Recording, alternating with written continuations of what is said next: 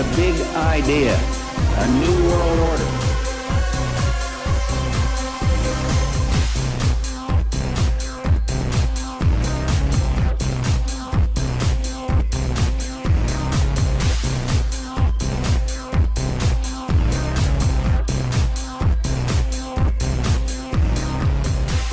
Your world is not what it seems. Alex Ansary, Outside the Box. Good afternoon, ladies and gentlemen, and welcome to a very special edition of Outside the Box. It's May 14th, 2010. Tom Horn from the state of Missouri is with me tonight from the website RaidersNewsNetwork.com. Thanks for being here, Tom. Hey, it's great to be back with you, Alex. Well, I'm glad that we're going to be focusing on one particular topic tonight, and it is transhumanism. This is something that you feature a lot of stories on your website about, you've written about as well in a number of your books. Where would you like to begin in terms of this particular topic, such as, well, for those that don't know, what is transhumanism? Transhumanism, simply a cultural movement, actually started out as, you might even think of it as a subcultural movement. About 20 years ago. It has grown very quickly. It now is made up of everything from young hippies and old hippies to academia. There are probably members within government, there are members within our universities.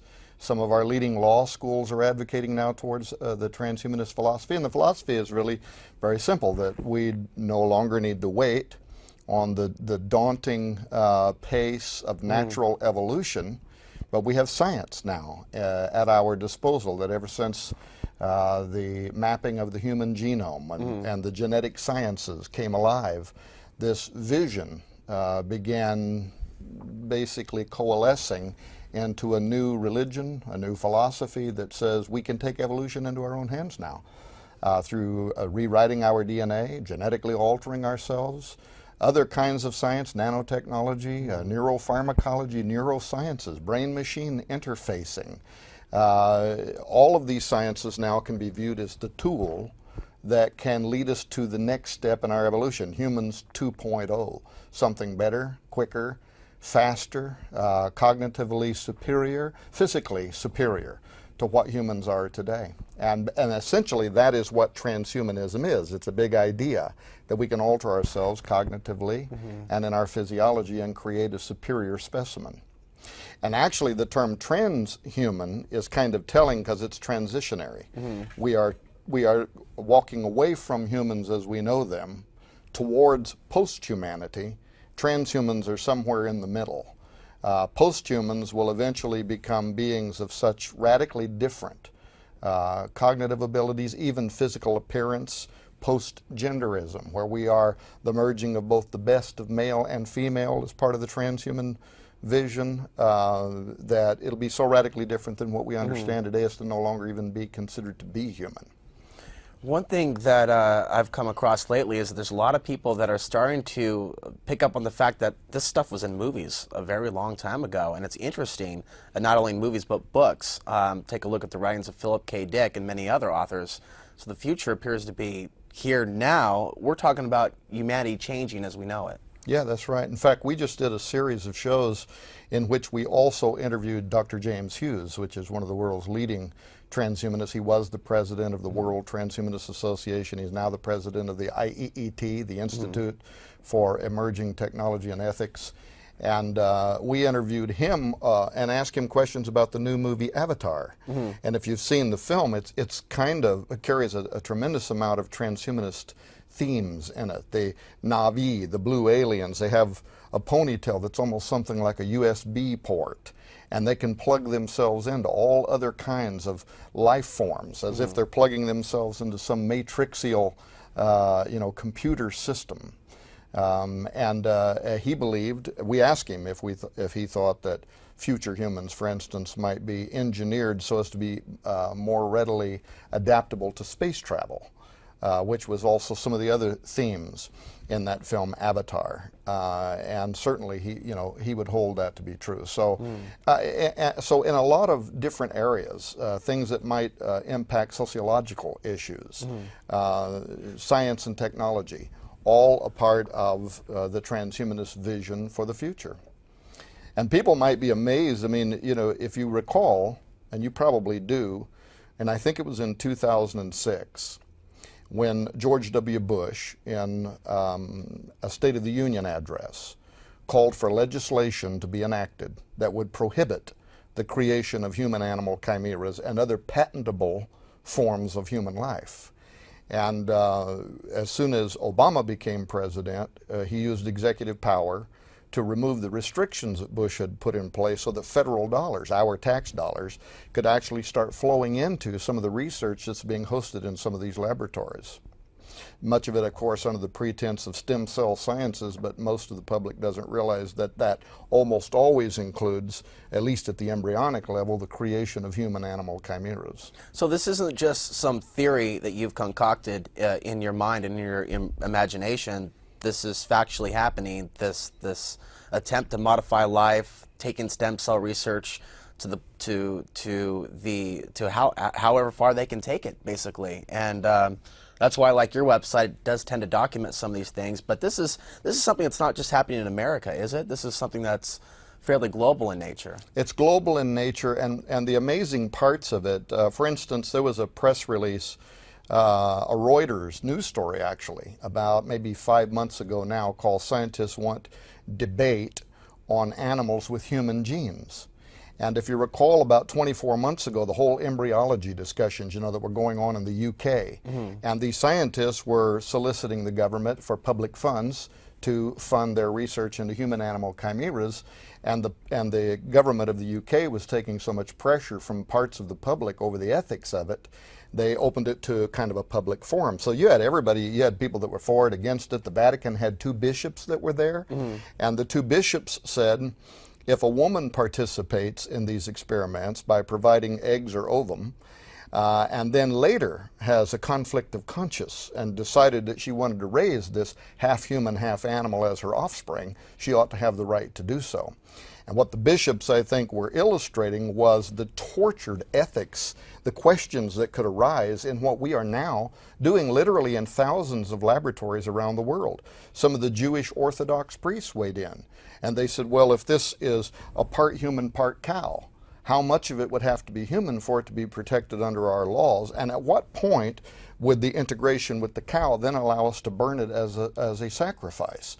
So there is no way to wrap our mind, especially in a Judeo-Christian type culture that has formed the basis of much of our law here in the United States of America, for us to be able to reconcile some of what we're doing. But Alex, we're doing it anyway. I'll bet the public does not know that in 2006, the U.S. Department of Health gave a grant to Case Law School in Cleveland, Ohio, of $773,000.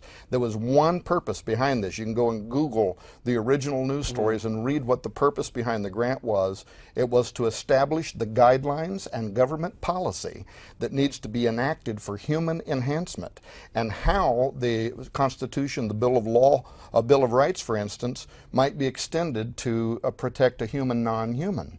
And so Max Melhelm, who was the professor of bioethics and still is, I believe, at Case Law School, was chosen to lead a team of law professors, bioethicists, genetic engineers, molecular biologists, philosophers, over a 24-month period of time. And the other part of their press release that was astonishing was they said they were going to use actual human test subjects for designing the guidelines around human enhancement as the next step in human evolution. This funded by the U.S. Department of Health. Well, the study ended in 2009. And of course, I had been waiting with bated breath for 24 months because I wanted to know in what way did they use human test subjects to try to develop guidelines around human enhancement, re-engineering humans.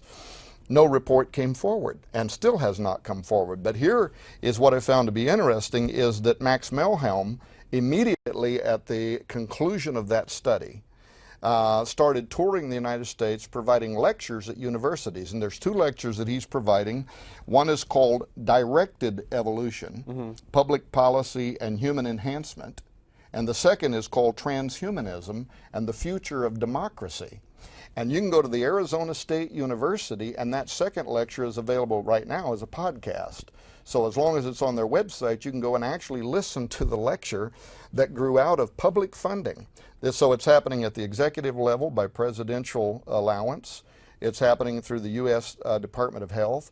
As you've documented yourself on your show numerous times, the U.S. military is interested in super soldier technology and extended performance warfighter for total battlefield domination, and literally billions of dollars over a decade have flowed. And now you probably saw where the 2011 budget for DARPA includes several $millions for what they call biodesign, which is the purpose of which is to create an immortal organism, and they even want a kill switch put in it in case this thing becomes a lethal force and you know, gets out of Pandora's box. Meanwhile, Iron Man 2 is out in the theaters, you know, and he's wearing the exoskeleton, so that's another promotional movie for the military. You know, Tom, another thing that a lot of people aren't aware of, just briefly go over this, is what genetically modified food could be doing to our DNA structure, in addition to these attempts to move us into this transhumanistic reality. I'm sure you've seen a lot of these studies that have come out recently, even reaffirming the damage that does to our liver, our kidneys, our organs. No, that's exactly right. And Alex, we're not going to know for probably a decade, but we are the lab rats when it comes to genetically modified foods. Those tests you're referring to, Arpad Pusztai did tests, which was suppressed by a giant corporation whom I will not name. His research was confirmed by other independent studies. Irina Ermakova did studies, and Greenpeace, as you know, has been involved with other persons who have been suing some of the corporations to try to get this information out into the public. And slowly but surely it's coming out into the public. And the thing was that the tests were done in such a way that they could have actually even been peer reviewed, in that they were done through redundancy. We did a trial, we did it again, and every time we starved rats and then set in front of them genetically modified potatoes and organic potatoes, and then open the door. They'll run to eat the organic potatoes. They don't even want the genetically modified food until there isn't any other option. And then when they eat it, their offspring is developing cancerous tumors. They're half the weight they should be. They're dying at half-life. These are the kind of tests that in the history of the United States would immediately have put the brakes on this technology, but it seems like the FDA now is owned by some of these corporations, actually taking the reports from inside the corporation's own specialists or employees or whatever, who are saying this is not a threat to human health, and yet where the test fields where genetically modified crops are being raised, downwind from these, people are developing respiratory conditions that seem to be above their nation's national averages. There is a significant amount of material that's being suppressed right now just with genetically modified crops. So then extrapolate what that might mean when we start talking about genetically modified animals and genetically modified humans, who also are going to be now in the environment in the very near future. You could go in, you know, mad cow disease, for instance, developed as a result of cows eating some of their own DNA, eating their own byproducts, a type of cannibalism, and it led to a kind of brain disease. So now imagine in the near future, you're in the restaurant and you're eating goat cheese, and somehow some transgenic goat escaped its environment and has been out there breeding, and now all of a sudden you're consuming human DNA. Well, I'll tell you, I am not a vegetarian, but I think about it more and more these days when I read about cloned meat. Yeah. I mean, it's like, this isn't safe. I've actually had these arguments with people, Tom, where I'm trying to explain you don't want to be eating cloned cow. They're like, well, at least it's not genetically modified. So have you caught some of the latest reports on where this is going? The last I read was a couple years ago, and they said that they weren't able to trace the semen from the bull once it gets to that point, so it can already be unleashed into our food supply without them being able to detect it, potentially, these cloned meat products. The problem with it, I mean, when in history have we said we're going to create something and we're going to keep it, your show, out of the box, has some history behind it. I don't care if it's killer bees or anything else we ever did that we said we will be able to contain this. It won't get out of its environment. It reminds me of the movie Jurassic Park when Ian Malcolm, that Weasley-looking scientist who subscribes to the chaos theory, says nature will find a way. And that is a fact. If we create these products, nature is going to find a way for it to cross over into the natural environment, and when it does, it could lead to a biological nightmare. Imagine what's going to happen with prion contamination.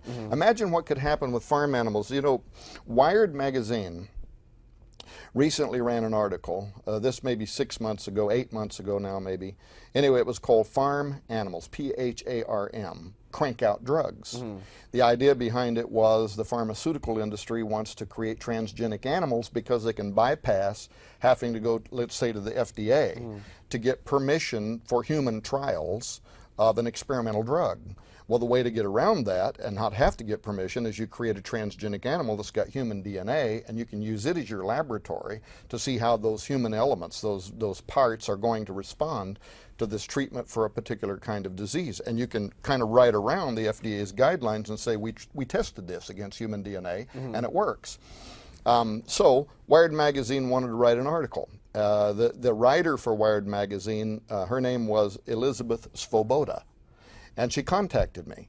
She had read an editorial that I had written for WorldNet Daily that was raising caution about some of this. And she said, would you be willing to be part of this article, because she wanted the article to be balanced. And I said, sure. And I sent her a couple pages, maybe 10 different issues in which I thought, you know, caution could be raised. When the article came out, nothing I wrote was included. And I emailed her and I said, Elizabeth, how come nothing I provided was included? And she said, originally it was in the article, but the editors at Wired magazine censored it out because they wanted the article to have more of a positive approach to pharmaceuticals from transgenic animals, meaning that we are actually depriving the public from information that they should have in order to reach a decision in the public forum as to whether there ought to be concerns, and therefore they can pressure their legislators, they can pressure their governments to either not fund or even provide legislation like Bush was calling for to prohibit it. But there was one line that I had used, and I'll say this, then I won't stay on this article issue, but I had said we need to be cautious about tinkering with God's plan. The reason that I knew that my material was originally in the article is because it was a scientist by the name of Vandelavore. And in her material that was left in the article, she said, some people say we shouldn't be tinkering with God's plan. But she said, if we find a cure for cancer through a transgenic animal, nobody's going to be saying you shouldn't be doing that. I wanted to email Mrs. Vandelavore and suggest that she watch the movie I Am Legend with Will Smith, because it actually starts out with that very premise. You have a geneticist on a television show saying we have found the cure for cancer. And the cure for cancer turns out that they blended human and animal DNA, because some animals are more resilient to cancer, and then from that derived a vaccine. And they vaccinated all the world, and everybody celebrates because now we don't have cancer. And then the scene changes, and it's a year or 2 years or whatever down the road, and most of all life on Earth has been wiped out. Why? The unintended consequence of blending humans and animal DNA for a vaccine led to the creation of a human form of rabies, which then would have never been natural to our system, wipes out most of mankind. And that's based on a real scientific possibility. And that's very amazing that it's sitting there in a Hollywood movie. I think we should talk about that a little bit in a moment. All these Hollywood movies, including Gattaca, which you brought when you came to the studio a couple of years ago. But one quick point, again, back to genetically modified food, fertility rates dropping. And it really becomes a moral discussion for those listening to this. The food that we're eating, not just the fast food, but the stuff that you're getting from Safeway and Fred Meyer, it's not right, and it's doing something to our offspring. And I know there's all this propaganda out there saying there's too many people on the planet, oh, we've got to cull the population. But how is it morally right for them to decide what's in our food and how it's structured? Yeah, and is there a connection? And whether or not we can eat, drink raw milk or not. That's another thing. I believe that's a human fundamental right for us to choose our own food. Right, I do too. Yeah, I mean that's a big issue. The whole fertility rate. They're saying now that it might only be a few decades until basically men are gone from the planet. if some of these rates continue at what they are now. Well, what is causing that? There's also been some suggestion that even the bee die-off could be a result of pollens or whatever that are migrating from genetically modified crops. Very interesting. So you mentioned I Am Legend, and that definitely was an interesting film. So was Gattaca, and it's basically this premise of a designer baby. Right. Hey, look, we can take a look at your baby's DNA, since we have these wonderful DNA databases, and we'll just eliminate and tinker with a few genes so we make sure that your child lives a little bit longer. But when it comes to the end of the day, those with the better genes get the better jobs, hence the better incomes. Right. Do you think the future might potentially be going this route? Oh, I do. And in fact, that, I've debated James Hughes, for instance, on this issue on his own radio show.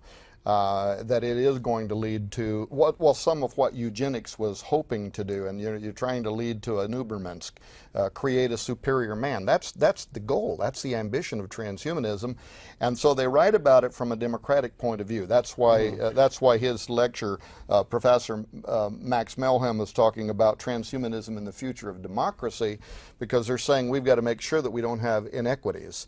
That everybody's going to have some socialized Obama-type version of transhuman medicine in the future, so that everybody gets some of the basic benefits of transhumanism.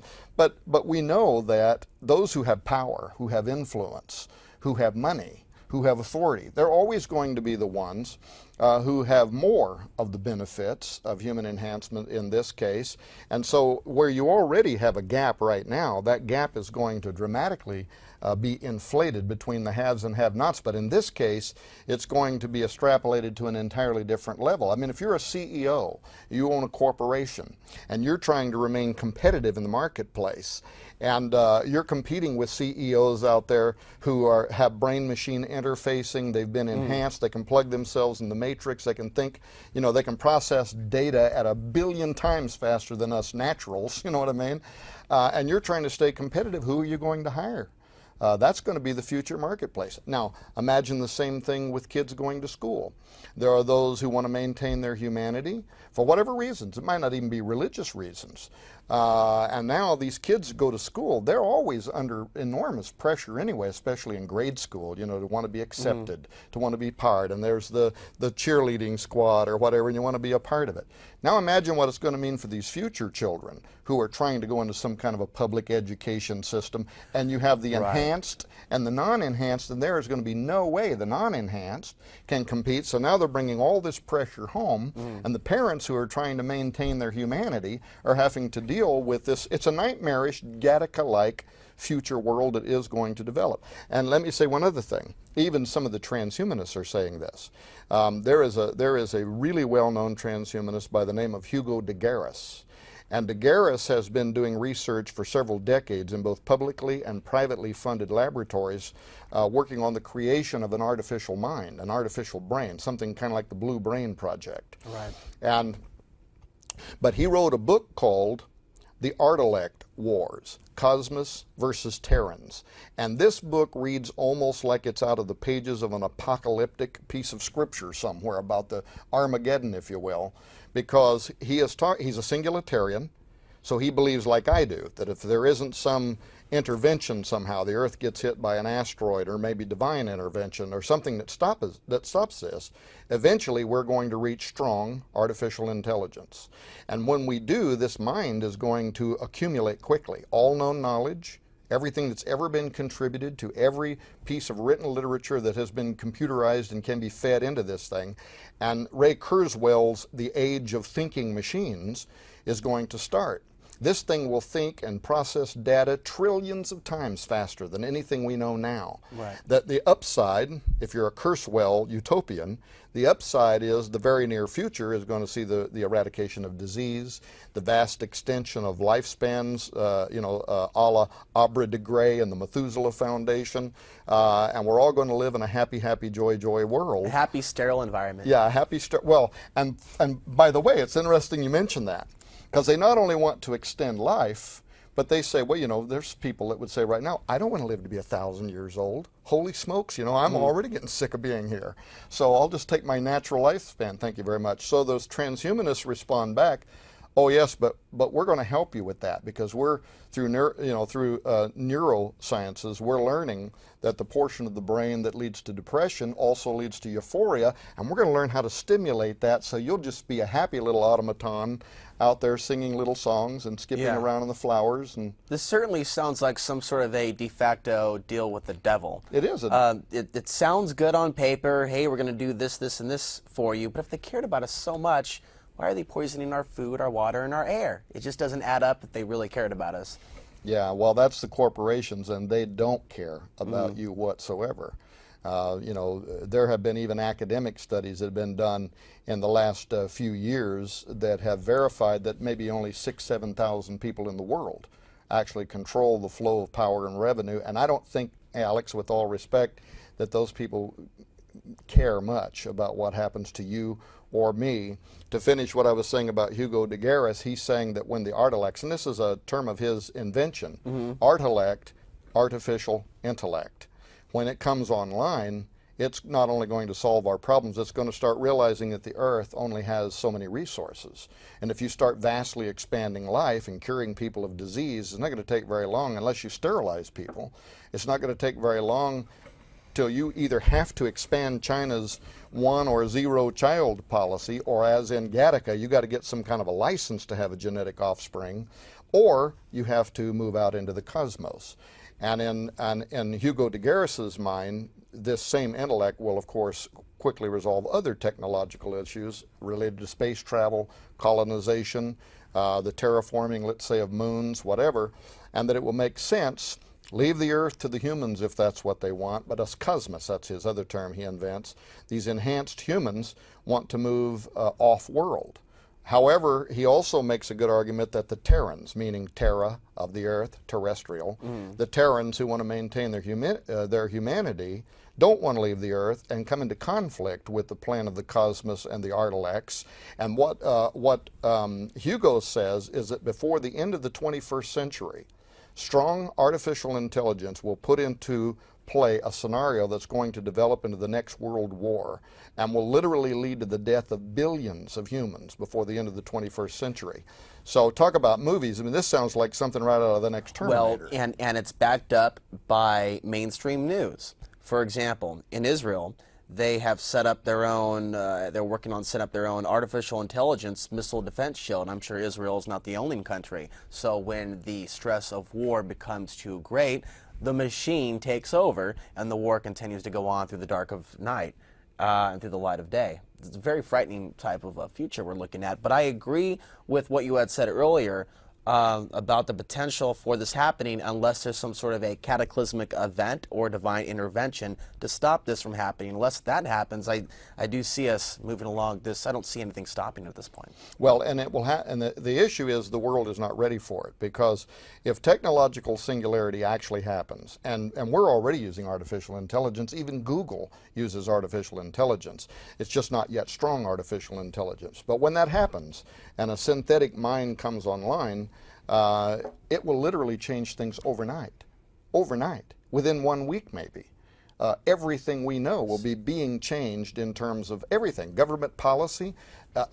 I think it will immediately lead to a police state, because we will suddenly be faced with a threat that is so beyond our comprehension that we'll be paralyzed with what do we do with this thing now?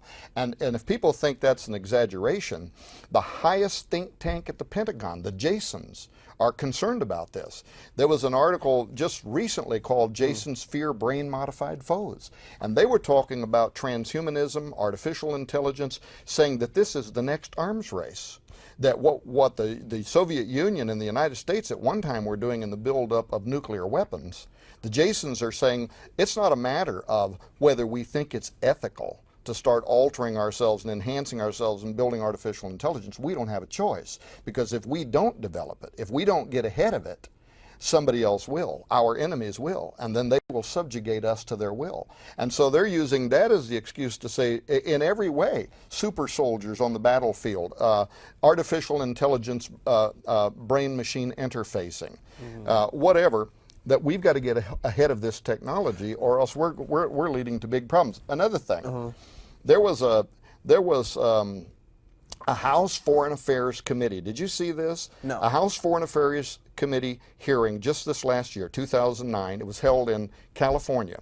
Brad Sherman, Democrat Brad Sherman, chaired this meeting. And now Brad Sherman was picked because he is known for his expertise in the spread of nuclear weapons of mass destruction in the hands of terrorists. But guess what the conference was about? It was about how do we protect ourselves in the future from transhuman terrorists. Mark Stensel, who is a writer for Congressional Quarterly, actually attended this and listened to the House Foreign Affairs Committee hearing meetings, lectures, and he left there and he said, I've never seen anything like it. He wrote an editorial for CQ saying this sounded more like a script for a Hollywood sci-fi movie. They were talking about superhumans, super intelligence, super animals, and how all of this could very soon become literally a lethal force against which we are absolutely unprepared to deal. Yeah, and in addition to that, they've also used that argument about we've got to expand these technologies before our enemies get the upper hand.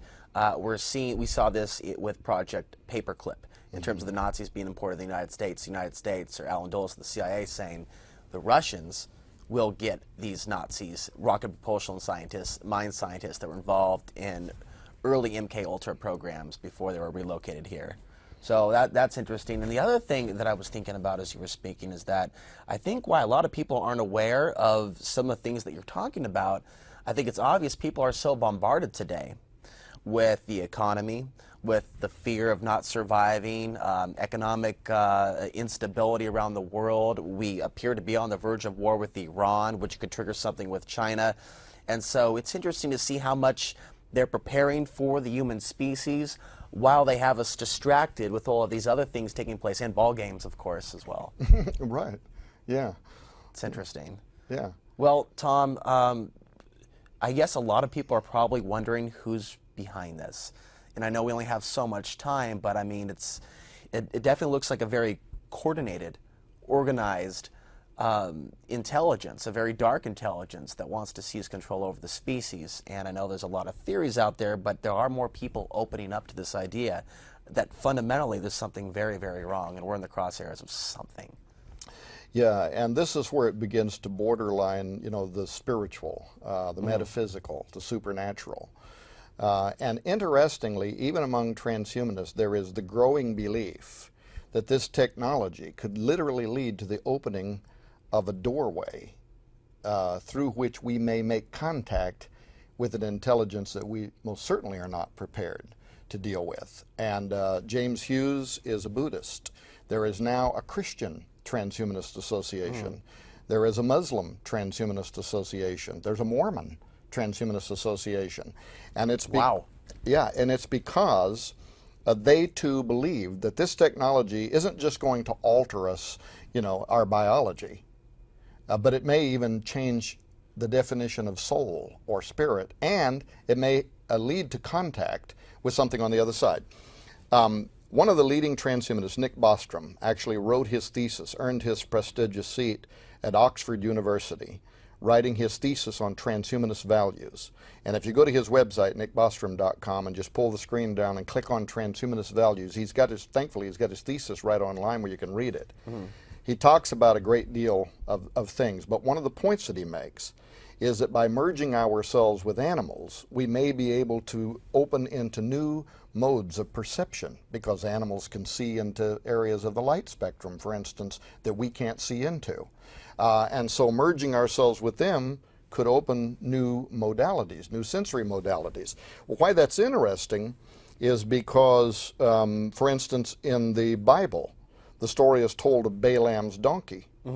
And Balaam's riding down the road, but the donkey can see something he can't see, and that's an angel standing in the middle of the road going to take his head off.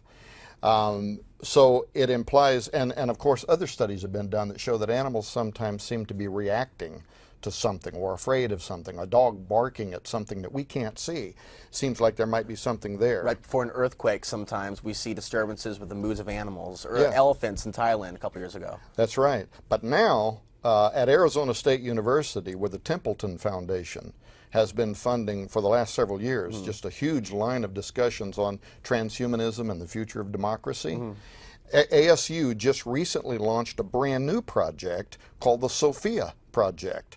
And I bet people will be surprised if they go to Arizona State University's website, click on the Sophia project, what they're going to find. Because growing out of this these transhumanist lectures is the idea now that they want to confirm and they want to make contact. That's what this project is about. And then they define what they want to confirm communication with and make contact with.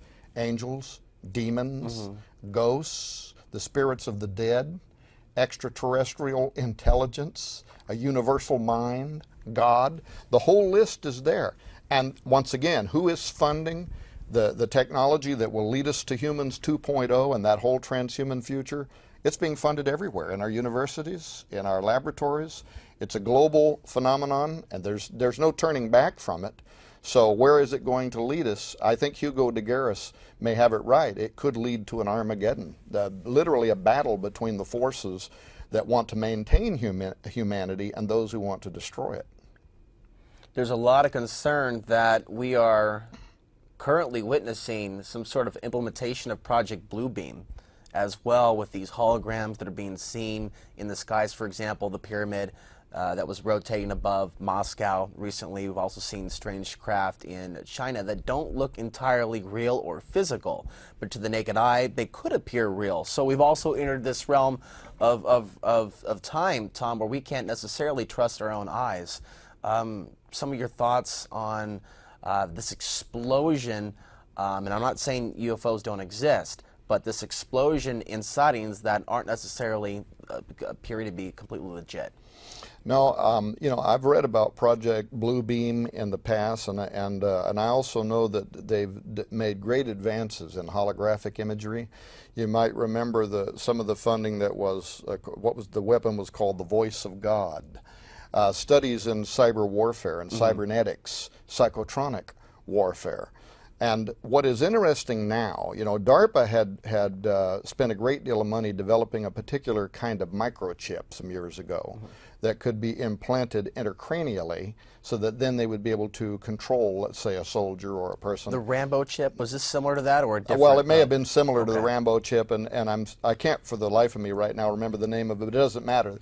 But what is important is that now the technology is leading to extracranial manipulation of brain waves.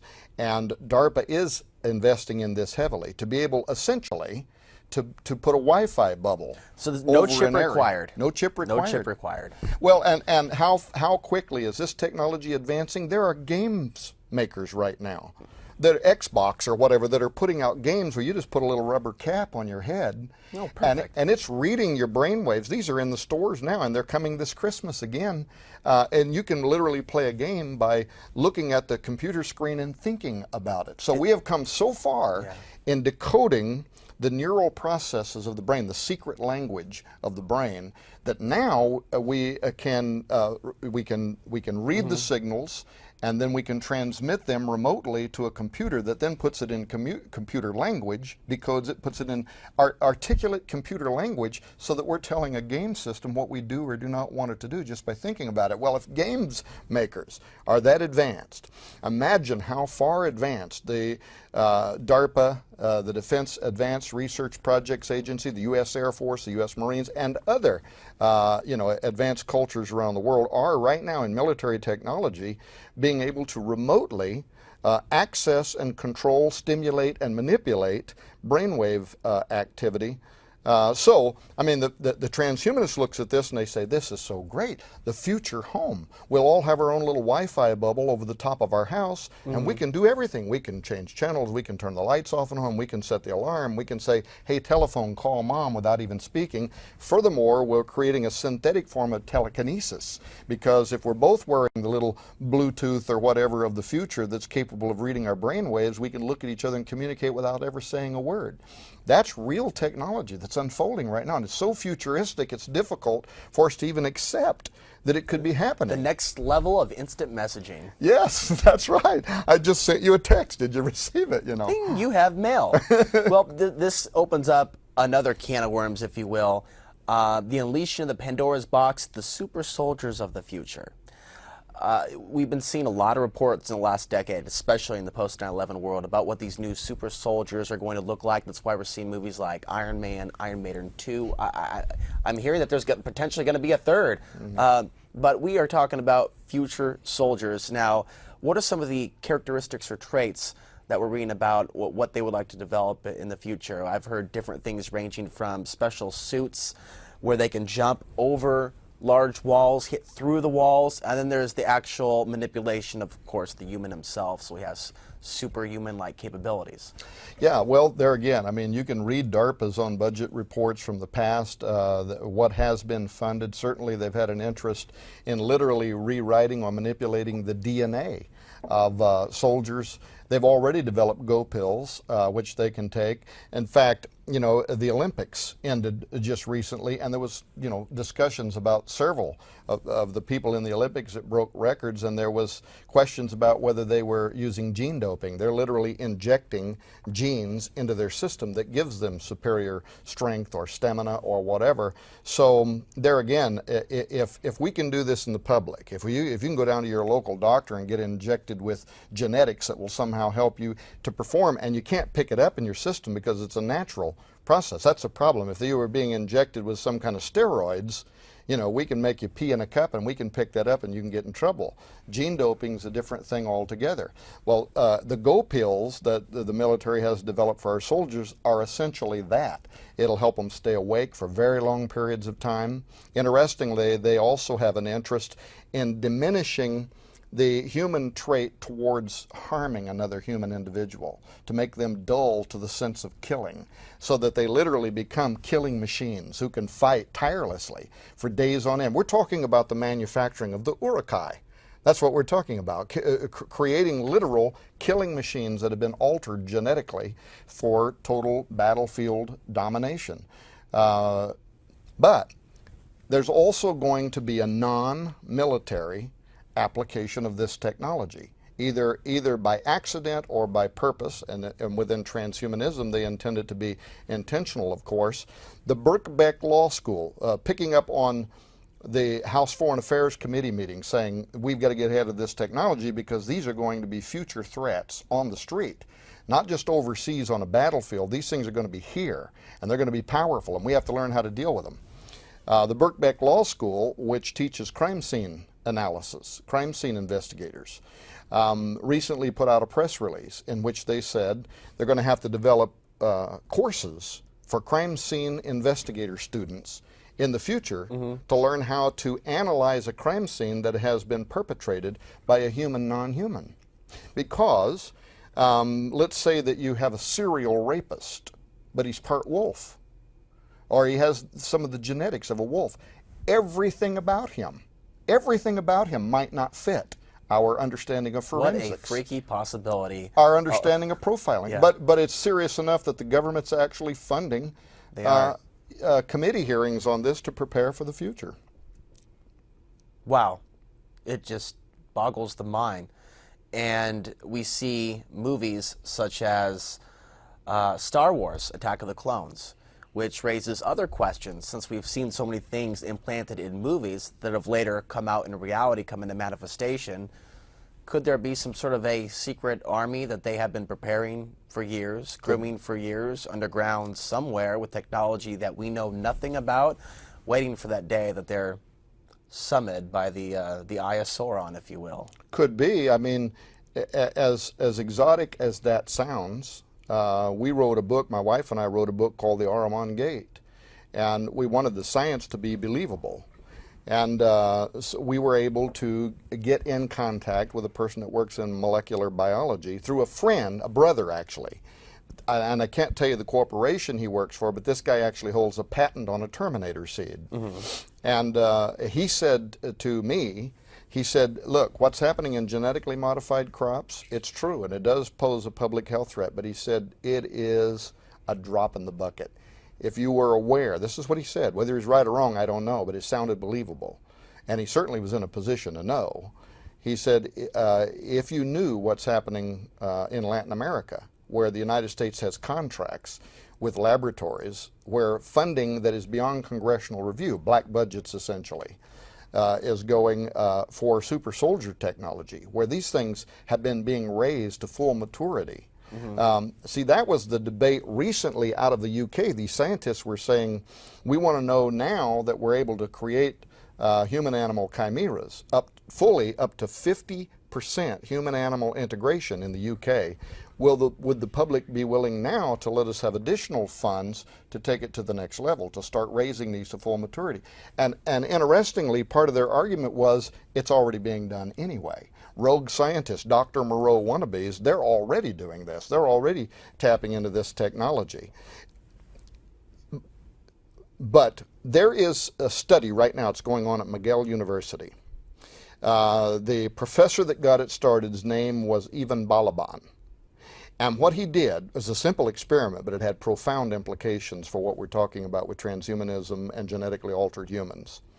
He took brain matter from developing quails, and he put it into the developing brains of chickens, embryonic chickens, and then he grew the chickens, and the chickens exhibited head bobs and vocal trills of quail. And why that was important was he was able to show that complex behavior patterns can be transferred from one species to another species. And the implications behind that via transhumanism and altered humans means when we start blending ourselves with animals, we're not just going to make ourselves stronger. We could literally start altering behavior patterns in very, very complex ways. Humans could start developing a bloodlust for blood like some animals have. I mean, we could literally be talking about lycanthropes. Is that the most insane thing? But then add to that a new field of science through perfecting organ transplantations over the last decade. We've gotten better and better at keeping people alive. And you've probably heard of cellular memory transfer, where people who are having large organs donated and recipients put in their bodies and they're staying alive are suddenly experiencing memories that are not native to them. Right. And complex behavior patterns. They suddenly want to smoke menthol cigarettes and they never did before. Or you know, they've always been very conservative, and all of a sudden they want to get involved with every immoral behavior on earth, right? And there's almost 400 case studies now that are making a connection between the donor organ they received and the person who died and left those organs behind. They're actually connecting that some of these memories seem to belong to this person, or the habit that this guy had. He likes to drink a certain kind of beer and smoke a certain kind of cigarette, and all of a sudden this person that never knew him starts developing the same behavior patterns. And what this is saying is that long-term memory storage may not work the way we've historically said that there's a certain part of the brain, for instance, where long-term memory storage is held. That's true. And maybe it's being held in our DNA, which would provide a longer-term template for that memory to be stored. Well, if that's true, Alex, what's going to happen when we start going into the local genetics lab saying, you know, I've always wanted to be part monkey, you know? It's just the superficial way that transhumanism is looking at this, the utopian idea about the future. Doesn't even scratch the surface on the exotic, complex, unethical, if I can use that term, issues that we're describing. And yet, as you said, designer children are already being made.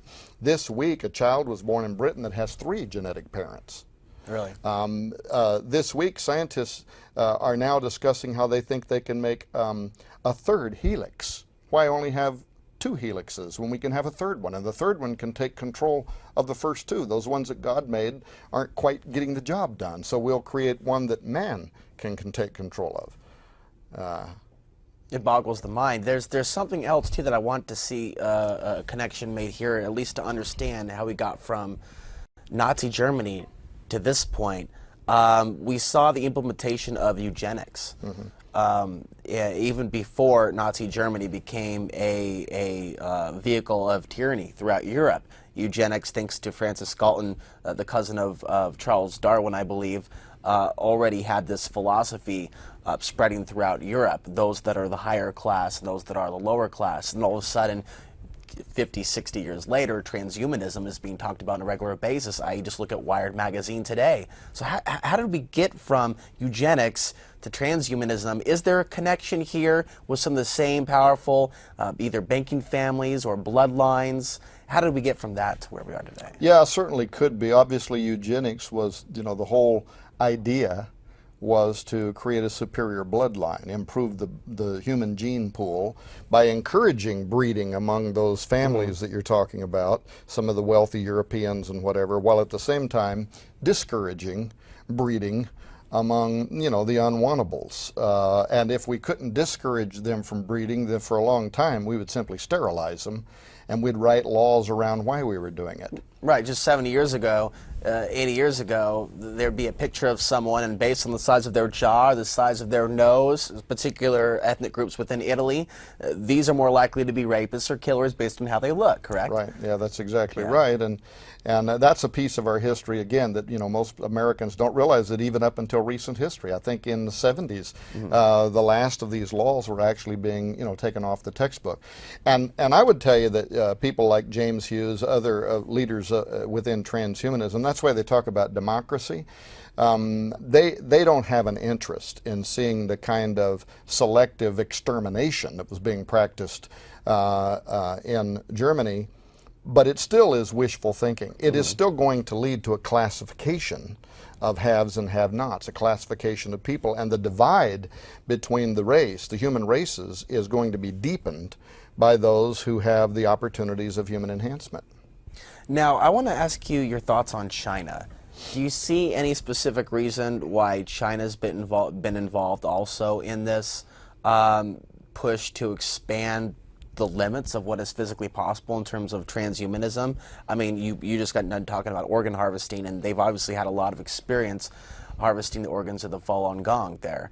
Your thoughts on China today and its part in this? Well, I'm not an expert on China, and I have private thoughts about why they would be so interested in continuing to invest in our own fiat currency, and how that in the very near future may give them a dominant role in almost setting policy for the way, foreign policy at least, the way it will be written and the way it'll be conducted, wars that we may fight. But with regard to their mores, their values, at least from the government side, as it is imposed downward upon the population, is not like ours historically have been, in that they don't value life in the same way that we do. Their one-child policy, their willingness to harvest organs from prison inmates, allow those to be sold in a kind of a black market operation, and they have been investing in technologies that will lend itself to transhumanist aspirations. I believe they also forced many church members underground as well. Forced church members underground.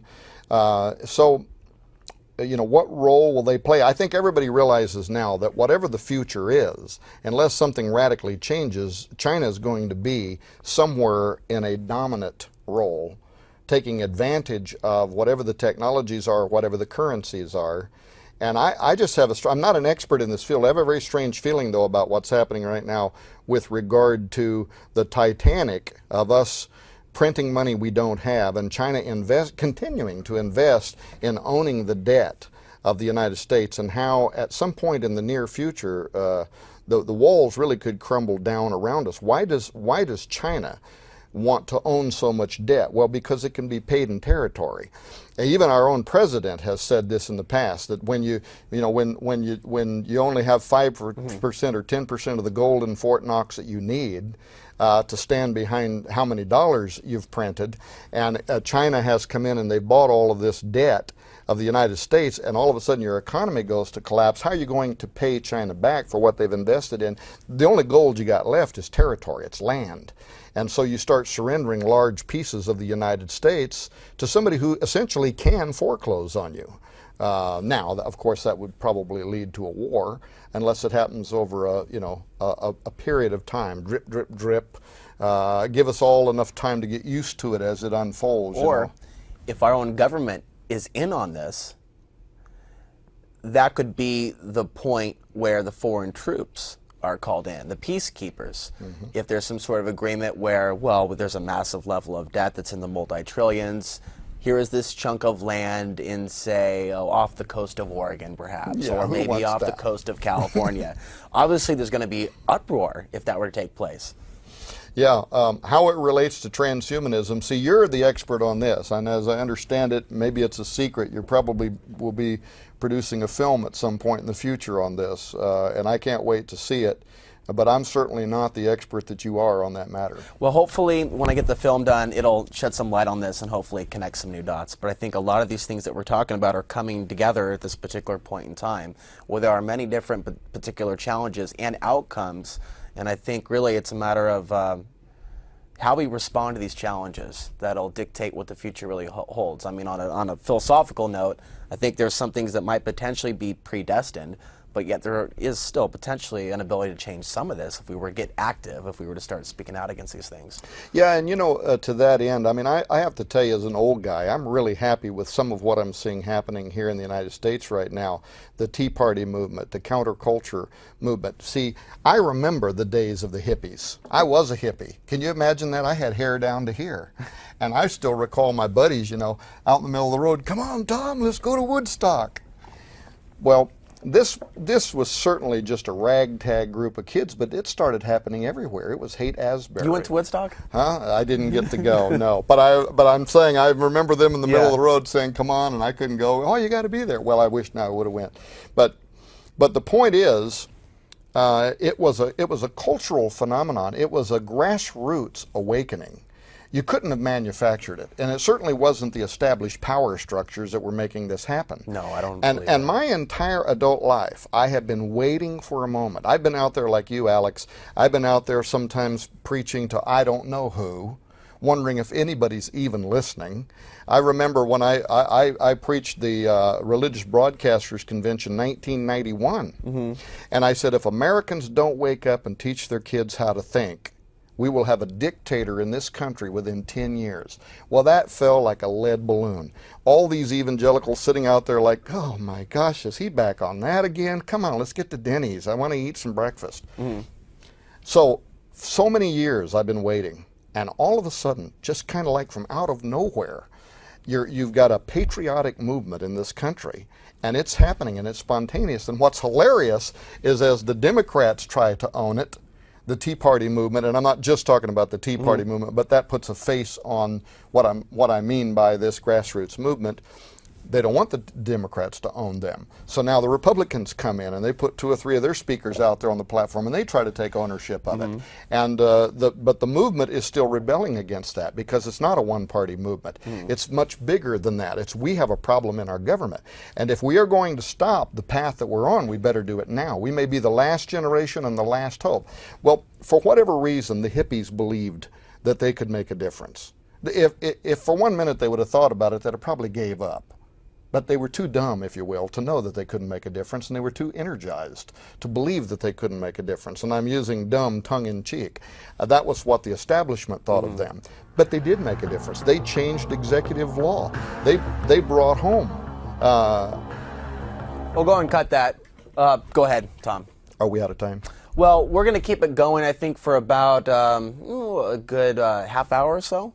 Probably continue on here. Well, how long have we been here? What time is it? We got about 1 hour in. We could probably, I can edit that part. Okay. So we can go ahead and treat this as a break then, Bill. Okay, so how much longer do you think before Well, she's got us on a schedule. We're actually supposed to be at McMinimans. 3:43. Oh, we're good for a few moments. Okay. You're good for more like a 10-minute wrap-up? Okay, 10 Let's do a minutes, 10-minute yeah. wrap-up. Okay. Where were we? Okay, you heard that, Bill? That we're wrapping this up in the next 10, so pick up where you left off at. What was I saying? I have no clue. No, you were talking about grassroots movement, and then, yeah. Oh, these just a young ragtag group of kids, hippies, musicians, but they became very interested in social issues. So, you know, you've got at Woodstock, you know, you've got country Joe McDonnell or whatever singing, pick up your gun, we're going to have a whole lot of fun. It's 1, 2, 3. What are we fighting for? Don't ask me. I don't give a damn. The next stop is Vietnam. And saying such caustic things. You can be the first one on your block to have your son brought home in a box. They were just in your face with their attitude about what the government had done, getting us embroiled in a war that we never should have been in the first place, or at a minimum, we should have at least gave the armament support and backup to get the war won, not put them there and then start cutting off their funding and making a big political issue. This is what politicians always do, and it always burns me that we put soldiers in harm's way and then we start, you know, doing the political two-step, testing the air. And of course, we've had generals on the battlefield that have come in conflict with our own presidents over issues like this and drew a line in the sand. Well, in any case, I've been waiting. I've been waiting and waiting year after year after year, and there is something now that is happening, and I love it. I don't even really know where it's going, but I love the attitude behind it. And what I would tell every young person out there that's listening to this, not to listen to their government right now. When they start trying to stereotype you as being unpatriotic because you're willing to stand up and challenge the status quo from the establishment or from the government, that is baloney. Patriotism is exactly what they're doing. Patriotism is standing up in defense. When we broke away from a dictatorship known as Great Britain and came here, that's what we fought and died for. Our liberty, our freedom, the right to say what I want to say. Obviously, restrictions. You don't run into a giant building screaming fire, fire, where somebody's going to get hurt. But I love what's happening, Alex, and it's your generation. To me, it is the coolest thing I have seen in a very long time. I'm glad that people are finally waking up, and they're not going to take it anymore. Well, that's a very good thing. This is a very unique time to be alive. Instead of looking back at the past, wishing that it was late 60s again, which some people do, I don't believe that in this car of life, in this journey of life that we're on, that we could spend our lives looking in the rearview mirror. We can only go forward. And as we talked about earlier with the potential future, it's like being in a semi going 90 miles an hour and there's a cliff ahead, and unless we turn that wheel and go either left or right, we're not going to avert crashing over the cliff. And so that's definitely how it feels right now. This is actually much more critical than the late 60s. And thankfully, you have many more tools. You know, in the 60s, not even very many people had a television. Look at what we have now. We've got Twitter, Facebook, YouTube. The internet. Right. You're here doing a television show. So your generation has a phenomenal opportunity now. It feels like a blessing, to be changes. honest with you. It is a blessing. What I have and the ability to even do this show here with you know, not a lot of money, it feels like a blessing. It is a blessing, and I'm glad you're doing it, and I'm glad that actually you've been out there for years ahead of a lot of people your age. You've been a groundbreaker. You've been a way paver, and thankfully you have. And now a lot of others are following you, and I'm glad they are.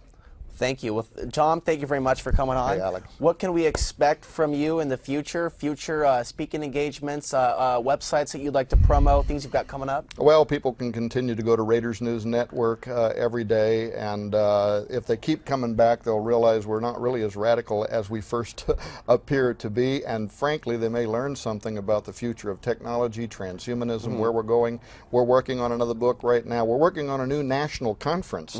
Actually just chaired a meeting in which we got the movers and shakers to agree with us. It's going to be happening out of Branson, Missouri. Be a lot more information forthcoming about that in 2011.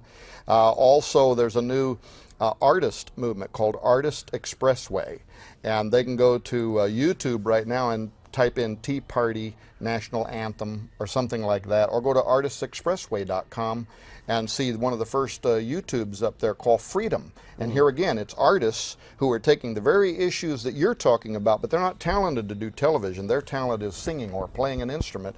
And even the artist community is starting to wake up and saying, this is the talent we have, and we can use this to make a very social, positive piece of commentary right now. And the whole song Freedom is, you're not going to shut me up, you're not going to back me down, and you're not going to take away the future of my child. Well, it's not just about this new renaissance. I think we're going to do doing it one way. Humanity's too unique for that. there's a number of different ways we can express our creativity and imagination, and I think that's exactly what we're doing. So I'd like to thank you again for coming on. Have a good, safe trip back. For those that want to learn more about Tom Horn, Google him and YouTube and Google, and on the internet you'll find a lot of information as well. Also check out his new book, Apollyon 2012, also very interesting stuff. Until next week, I'm Alex Ansary reminding you that the path to the ultimate truth still starts at one place, and that's within. Stay safe. Good night.